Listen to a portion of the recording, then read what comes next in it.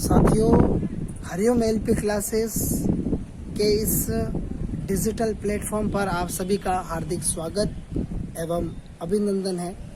मैं आपके साथ शुरू से एंड तक में जुड़ा हुआ रहूँगा, तो मैं चाहूँगा आप सभी का सपोर्ट इसी प्रकार से मिलता रहे, जिससे कि मुझे वीडियो बनाने में और आसानी हो।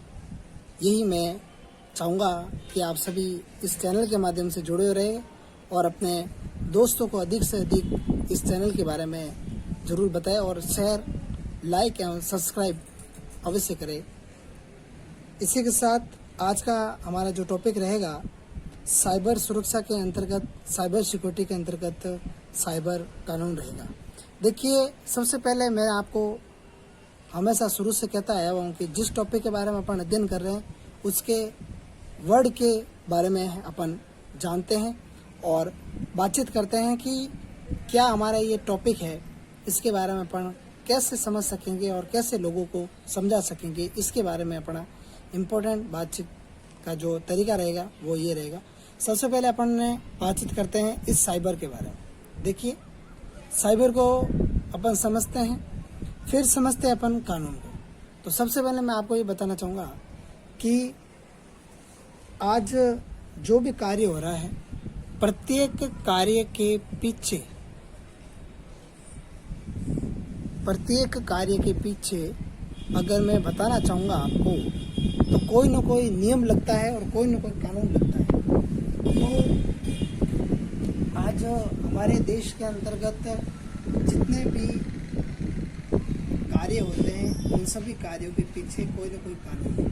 अगर आप कोई न कोई अगर चीज़ खरीदते, अगर व्यक्ति मजदूरी करता है, उदाहरण के तौर पर मैं आपको लेना चाहूँगा, अगर व्यक्ति मजदूरी कर रहा है तो भी उसके अंतर्गत श्रम कानून है। अगर कोई 14 साल से 16 साल से 18 साल से कम का व्यक्ति अगर मजदूरी करता है तो भी उसके लिए कानून है। अगर किसी ने चोरी की है, डकैती की है, तो कानून लगेंगे उसके ऊपर, पुलिस वाले। अगर कोई व्यक्ति अगर शिक्षा से वंचित रह रहा है और उसको अगर शिक्षा का अधिकार नहीं मिल रहा है, तो उसके ऊपर भी हमारे देश के अंतर्गत बहुत सारे कानून जारी कर दिए हैं। शिक्षा का अधिकार अधिनियम लागू कर दिया है। अगर किसी से लड़ाई भी हो जाती है तो भी उसके ऊपर बहुत सारे कानून। लेकिन मैं एक उदाहरण के तौर पर बताना आपको ये चाहूँगा, व्यक्ति मजदूरी करता है और उसको अगर ठेकेदार या फिर जो मकान मालिक है वो उसकी मजदूरी अगर नहीं देता है, तो वो जो है अपने उस साथी को लेकर के पहले तो समझाइश करके उससे अपनी जो है मजदूरी ले सकता है। और अगर वो मजदूरी अगर नहीं देता है उसकी, तो वो व्यक्ति जो है न्यायालय का दरवाज़ा खटखटा सकता है। बिल्कुल निःशुल्क है ये। और जैसे ही न्यायालय का दरवाज़ा खटखटाएगा तो जो संबंधित व्यक्ति होगा उसको मजदूरी उस मजदूर को देनी पड़ेगी। दूसरा है कि मजदूरी कानून, जैसे कि कहीं कहीं पर आपने देखा होगा कि बहुत सारी होटलों के अंतर्गत या फिर जो है रेस्टोरेंट के अंतर्गत क्या होता है कि लोगों से, जो छोटे छोटे बच्चे होते हैं, उनसे जो क्या करवाया जाता है, काम करवाया जाता है। तो इससे बचने के लिए भी क्या बना दिए, कानून बना दिए। अगर जो भी कम उम्र से काम करवाएगा, मजदूरी करवाएगा, तो उसके अंतर्गत सिस्टम बनेगा कि भाई आप जो है इसको इन बच्चों से काम नहीं करना, क्योंकि इन बच्चों का जो है पढ़ाई के अंदर मन लगा हुआ और आप इनसे काम नहीं कर सकते। अगर कोई व्यक्ति चोरी डकैती करता है तो उसके ऊपर भी उसका जो है क्या लगता है, कानून लगता है। वो फिर पुलिस के जो धारा नियम वगैरह होते हैं उसके अंतर्गत उसका लग जाता है। फिर है शिक्षा का अधिकार अधिनियम।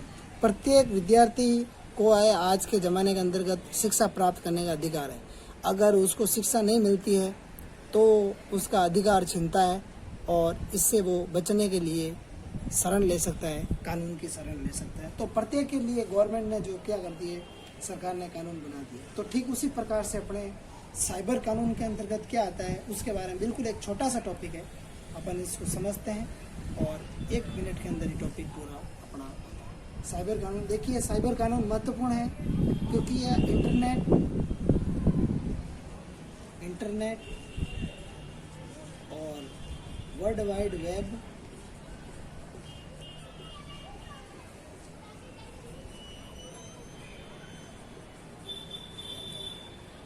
और साइबर स्पेस से संबंधित लेन देन है।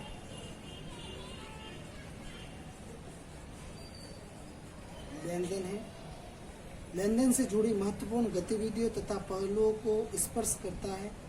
साइबर कानून एक ऐसा कानून है, देखिए एक परिभाषा के रूप के अंतर्गत मैं आपको बताता हूँ कि साइबर कानून एक ऐसा कानून है, सभी आप नोट्स बना लेंगे। एक ऐसा कानून है, केवल परिभाषा इसको समझना है, केवल इसकी परिभाषा है समझना है। ऐसा कानून है जिससे हम साइबर स्पेस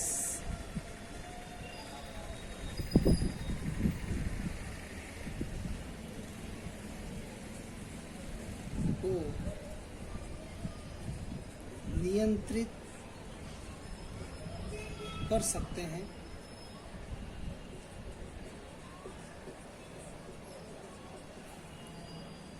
अतः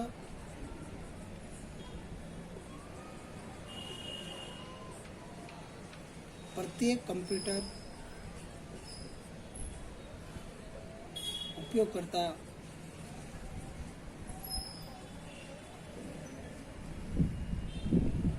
को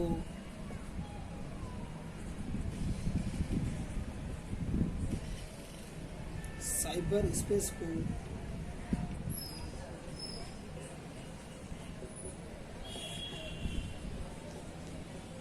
नियंत्रित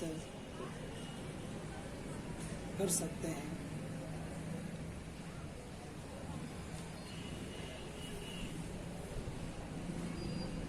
अतः प्रत्येक कंप्यूटर उपयोगकर्ता साइबर कानून नियंत्रित कर सकता है और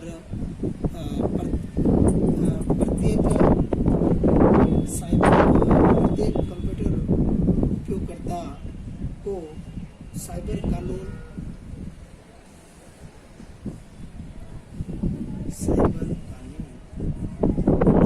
सॉरी जब रिपीट हो गया बार बार, साइबर कानून की जानकारी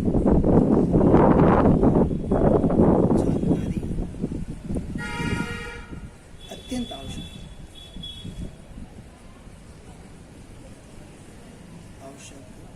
बिल्कुल छोटी सी परिभाषा है और जो ये टॉपिक है वो केवल परिभाषा के ऊपर ही निर्धारित है। अपन तो केवल इसके ऊपर एक छोटा सा बहस बना करके इसके ऊपर अपन समझाने का प्रयास कर रहे हैं कि कैसे क्या है ताकि आपको कोई दिक्कत ना हो। लेकिन सबसे पहले मैं आपको बताना चाहूँगा कि जब भी अपन कोई कार्य करते हैं या व्यापार करते हैं तो इंटरनेट के माध्यम से करते हैं। और अगर आपके पास इंटरनेट नहीं है और आप केवल कमरे के अंदर बैठे हैं तो आपको कोई भी जो है आपके ऊपर कोई भी कार्रवाई वगैरह नहीं होगी। आप बिना गलती किए आपके ऊपर कोई भी कार्रवाई नहीं होगी। और ये टेक्निकल का ज़माना है, यानी कि तकनीकी का ज़माना है।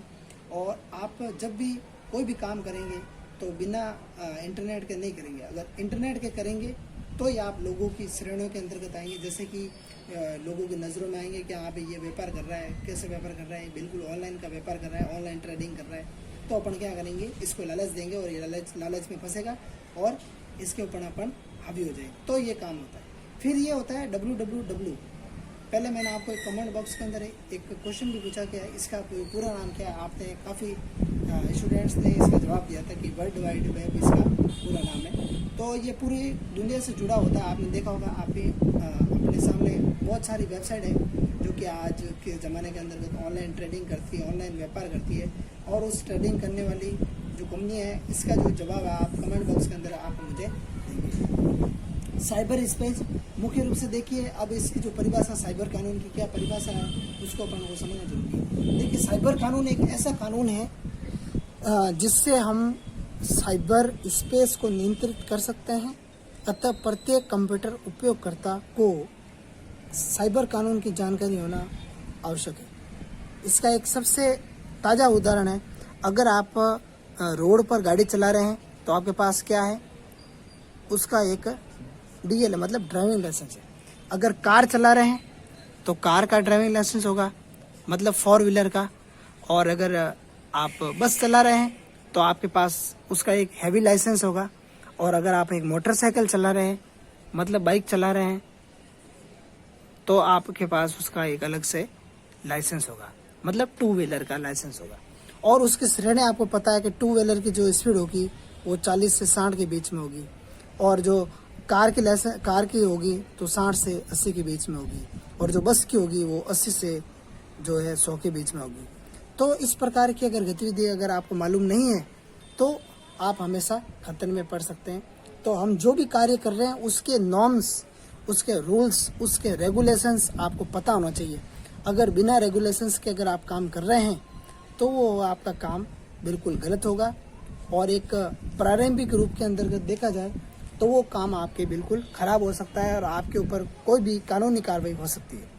तो उस कानूनी कार्रवाई से बचने के लिए हमें हमेशा सिस्टम के अंतर्गत, और जो टेक्निकल का काम कर रहे हैं अपन, इंटरनेट की जो जानकारी ले रहे हैं, या इंटरनेट के माध्यम से अपन कोई व्यापार कर रहे हैं, इंटरनेट के माध्यम से अगर अपन किसी से जुड़े हुए हैं और अपन बिल्कुल एक बहुत बड़ा कार्य कर रहे हैं, तो उसके अंतर्गत इस साइबर कानून की जानकारी होना सबके बीच में बहुत ही ज़रूरी है। अगर ये जानकारी नहीं होगी तो अपने ऊपर कानूनी कार्रवाई हो सकती है, और साइबर एक्ट के तहत हम जो है हमेशा के लिए इसके अंतर्गत फंस सकते हैं। और सबसे इम्पोर्टेंट बात है इसके अंतर्गत एक कॉपीराइट का, अपन को किसी की भी कॉपी नहीं करनी। ऐसा नहीं है कि इसकी कॉपी कर ले, इसके अंदर डाल दिया आपने, तो कॉपीराइट के अंतर्गत भी अपन अंदर जा सकते हैं। आपने देखा होगा बहुत सारी फिल्म्स वगैरह होती है जिसको जैसे ओपन करते हैं तो उसके एक साथ में आपके आ जाता है कि भाई फला व्यक्ति है जो इसके कॉपीराइट एक्ट के तहत आपको जो है अधिनियम के तहत इसने जो है अपना कॉपीराइट एक्ट करवा रखा है, कॉपीराइट के तहत इसने जो है अपना रजिस्ट्रेशन करवा रखा है। आप इस व्यक्ति की जो है कॉपी नहीं कर सकते, आप इस व्यक्ति की